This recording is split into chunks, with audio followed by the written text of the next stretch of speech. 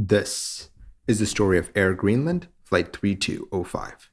Flight 3205 was a domestic flight in Greenland, flying from Kangerlussaq to Ilulissat Airport on the 29th of January 2014. Flights taking place on the day before had given the pilots some concern about flying into Ilulissat, as the day before they had to divert to Kangerlussaq due to bad weather at Ilulissat. So before the pilots left on the 29th, they were in contact with people on the ground at Ilulissat to make sure that the weather was favorable for a safe landing. With the weather looking good and diversion airports all sorted out, Flight 3205 left Kangerlussaq at 11:06 a.m. UTC.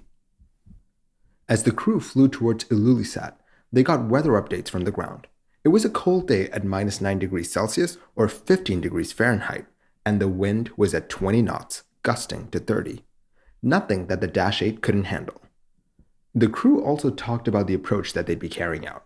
They'd be attempting a visual approach to runway 07. But the approach to runway 07 here is a bit special.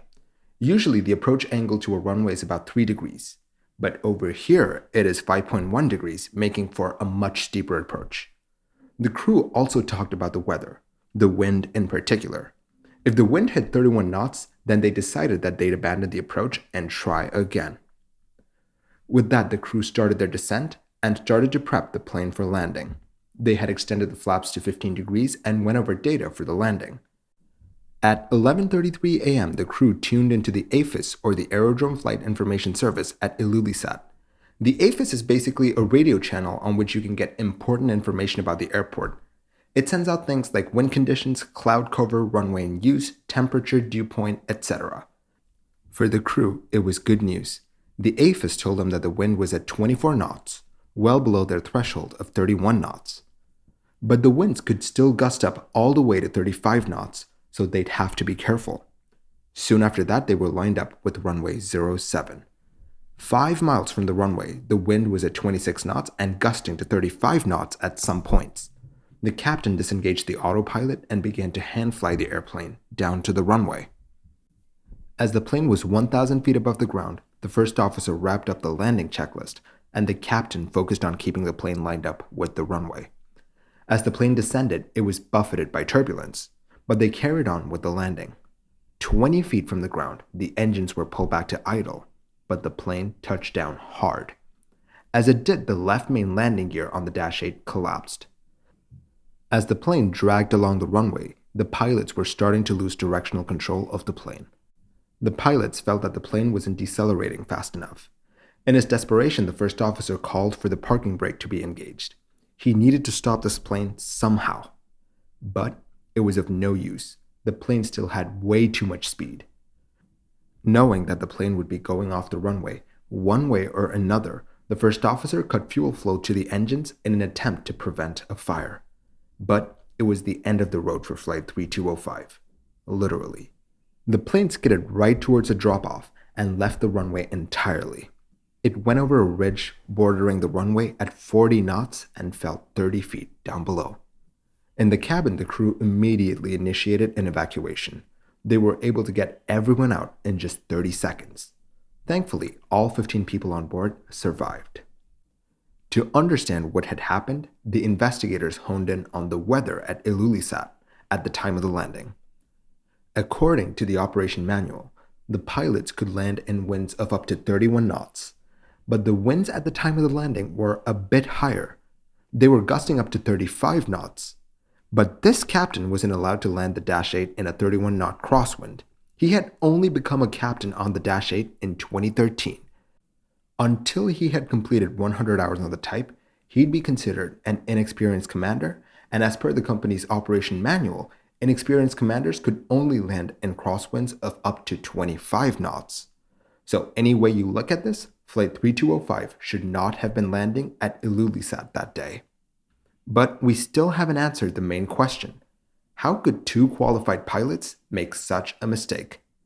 When the Dash 8 was on short final, the controller said that the wind was at 25 knots, maximum to 3 knots. The investigators think that due to the workload in the cockpit, the first officer misinterpreted the phrase maximum to 3 knots as maximum to 2 knots. meaning that it was possible that the first officer thought that the maximum wind gusts were at 29 knots instead of the actual 39 knots. Making the already difficult approach even more hard was the fact that the crew were carrying out a steep approach to runway 07. As I mentioned before, most approaches are at about 3 degrees, meaning that the angle that your glide slope makes with the runway is about 3 degrees. But this approach was at 5.1 degrees. That sounds like a small difference, but it makes a big change to the rate of descent of the plane. When you're talking about a plane that weighs multiple tons, even a slight change in vertical speed can add a lot of momentum in the vertical axis. In addition to that, the investigators found out that the approach was not stabilized. Before every landing, you have to get the plane into a stable state that includes being at a particular altitude at a particular speed and pointed in the right direction. It's done so that the pilots have an easy time landing the plane and to make landings more safer. But Flight 3205 was anything but stabilized. They found out that when the plane was 1,000 feet off the ground, they were at 144 knots as opposed to the 119 that they should have been at. This meant that they were 21% faster than they should have been. This approach was starting to unravel. As they descended, the situation did not get better. When they were 500 feet off the ground, the plane was 27 faster than it should have been, and by the time they hit 200 feet, the engines were pulled back to idle, and their descent rate spiked to 1,100 feet per minute. This approach was a lost cause. But despite this approach going off the rails, there were no calls for a go-around. They talked about a go-around during the approach briefing, but no such call was made right now when the approach was in danger. The pilots made one final mistake during the landing. When the plane was only 20 feet above the runway, they pulled the throttles back even more from the flight idle detent, and it went into the ground setting. Or in other words, it starts to send the blades into reverse.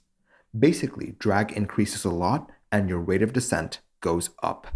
That's because you're only supposed to use this engine setting when you're on the ground. It's designed to help slow the plane down. The designers of the Dash 8 knew that accidentally going into reverse was a possibility, so they added 2 spring-loaded switches under the throttles. You had to press down on those switches to send the throttles into the ground detent.